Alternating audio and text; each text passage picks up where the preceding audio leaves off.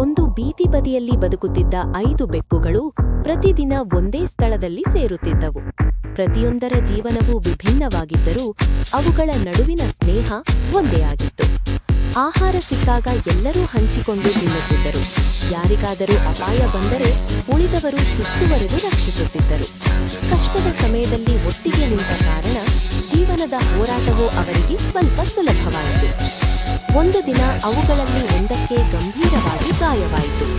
ನಡೆಯಲಾರದೆ ಕುಳಿತಿದ್ದ ಆ ಬೆಕ್ಕನ್ನು ಉಳಿದ 4 ಬೆಕ್ಕುಗಳು ಒಂಟಿಯಾಗಲು ಬಿಡಲಿಲ್ಲ. ಆಹಾರ ತಂದುಕೊಟ್ಟವು. ಮಳೆ ಬಿದ್ದಾಗ ಅದರ ಸುತ್ತ ಕಾವಲು ನಿಂತವು.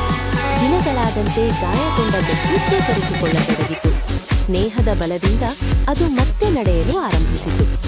ಮತ್ತೊಂದು ದಿನ ಭಾರೀ ಮಳೆಯಾಯಿತು. ಎಲ್ಲೆಡೆ ನೀರು ತುಂಬಿಕೊಂಡಿತ್ತು.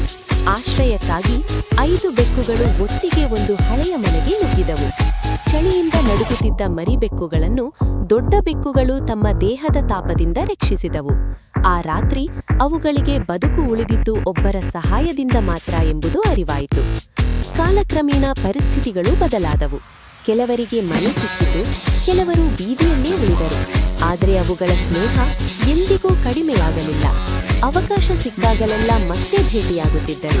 ಜೀವನ ಎಷ್ಟು ಕಷ್ಟವಾದರೂ ಸ್ನೇಹ ಇದ್ದರೆ ಅದನ್ನು ಎದುರಿಸಬಹುದು ಎಂಬುದನ್ನು ಆ 5 ಬೆಕ್ಕುಗಳು ತೋರಿಸಿತು. ಈ ಕಥೆ ನಮಗೆ ಹೇಳುವುದು ಒಂದೇ: ನಿಜವಾದ ಸ್ನೇಹ ಇದ್ದರೆ ಕಷ್ಟಗಳು ಕಡಿಮೆಯಾಗುತ್ತವೆ, ಧೈರ್ಯ ಹೆಚ್ಚಾಗುತ್ತದೆ ಮತ್ತು ಜೀವನಕ್ಕೆ ಹೊಸ ಅರ್ಥ ಸಿಗುತ್ತದೆ. ಕಥೆ ಬರಹ ಸುರೇಶ.